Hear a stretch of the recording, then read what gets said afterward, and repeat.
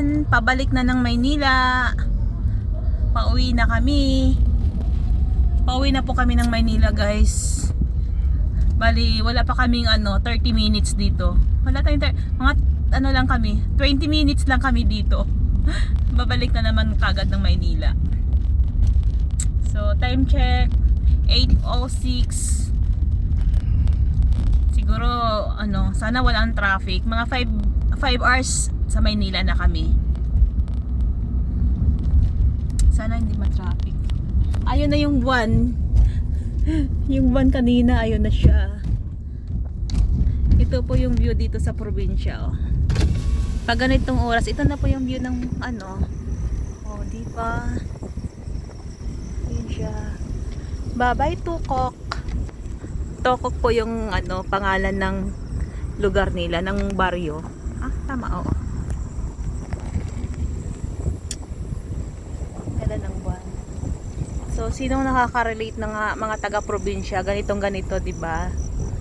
Ganito ang buhay sa probinsya, oh. Hindi katulad sa Maynila, kahit saan siksikan, daming ilaw, maingay. Dito tahimik lang. Maririnig mo yung mga tunog ng mga kuliklik. Tahimik lang. So peaceful. Malayo sa ingay. Ay, kaya kung magla-live ako? Mag-live kaya ako? Sige, mag-live na din ako.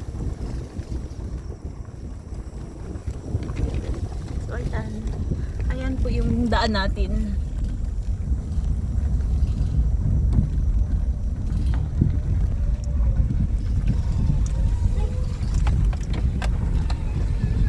Ay.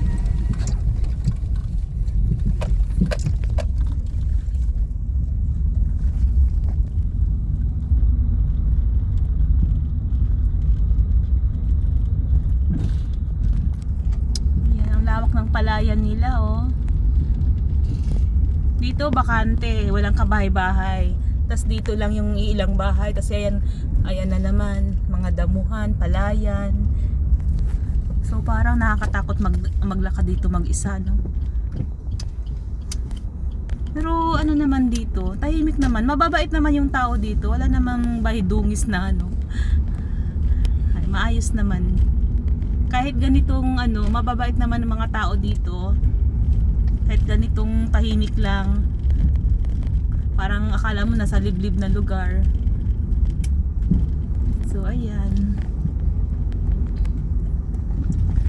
dito sa kabila ganyan yung makikita nyo, madilim, walang kabahay-bahay. Tas dito naman sa isang side, ayan, huminto kami, guys, naiihi yung asawa ko. Hindi pa umihi bago kami umalis. Pinapaihi niya ako umihi. Tapos siya pala yung naiihi. So ayan.